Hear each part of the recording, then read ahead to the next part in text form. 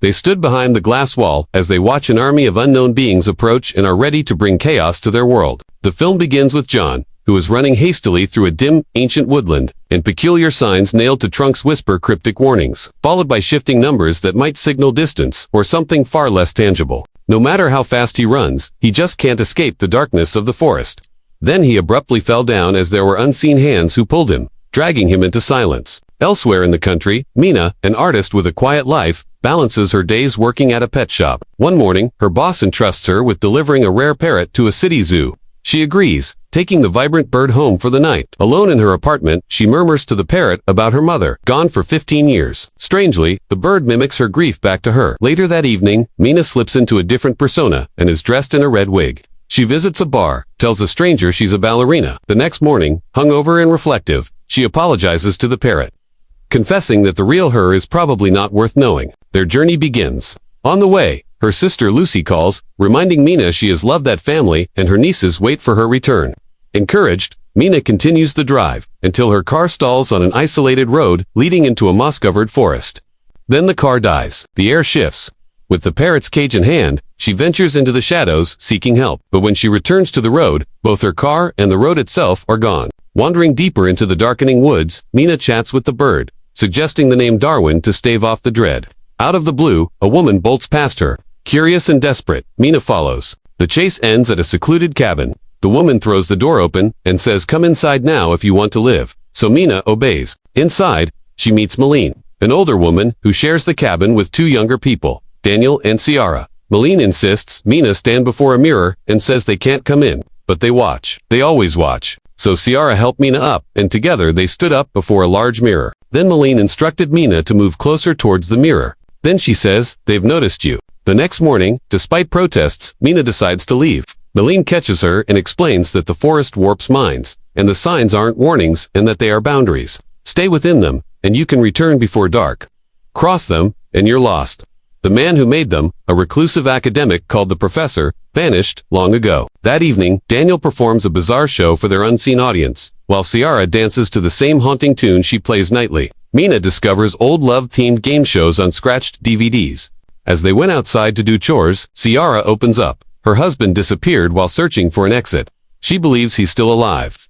Lately, strange burrows have been found in the forest places where the Watchers rest during daylight. Malene gathers them and lays down their rules to survive. Never open the door after dark. Never break the light. Never step outside alone. Mina, increasingly restless, begins knocking on the mirror once. She knocks. Strangely, someone knocks back. Then Malene grabbed her and tells her not to panic. Later, Mina persuades Daniel to explore one of the forest burrows. She descends into the tunnel and finds strange artifacts, toys, scraps of tech, old papers, and a rusting bicycle. As eerie sounds rise around her, she panics and climbs back out.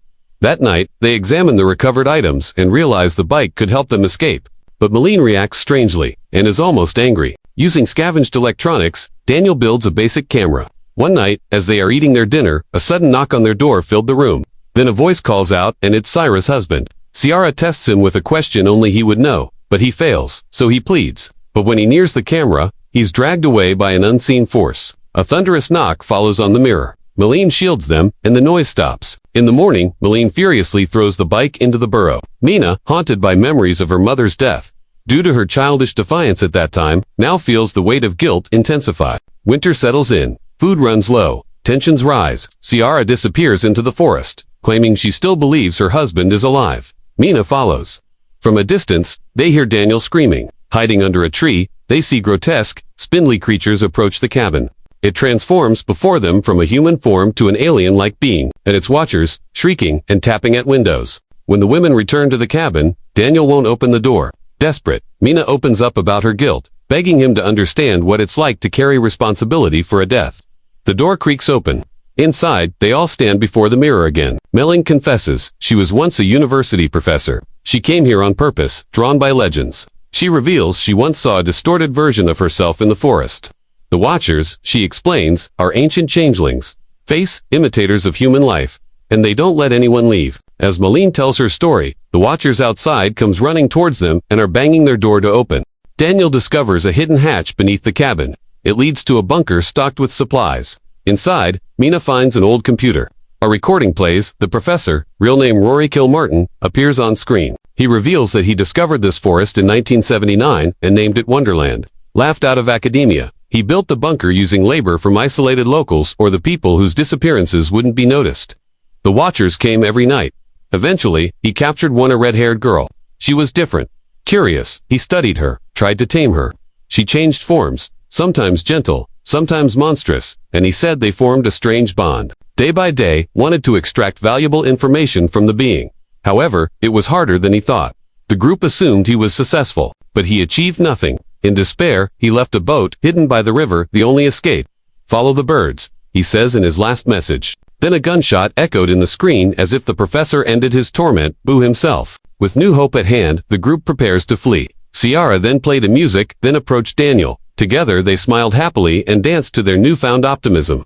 As Daniel grows anxious, Ciara talked to him and calmed him down, saying everything will be okay. Then she gave Daniel a hug, to let him know that she will always be there for him. At dusk, birds fill the sky. They follow.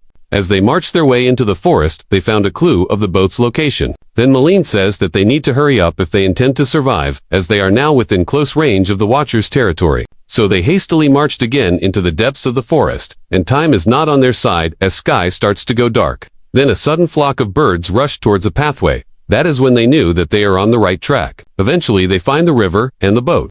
As the women board, Daniel hears someone screaming, and it is Ciara's husband. He runs to him, and with all his strength he slowly dragged him towards the boat. However, it was not John. It turned out to be a watcher. As Ciara screams to warn him, it was too late as it already changed form and took Daniel's life. Left with no choice, the women fled, abandoning Daniel. As they see the watchers approaching at bay, Malene, Mina, and Ciara escaped down the river.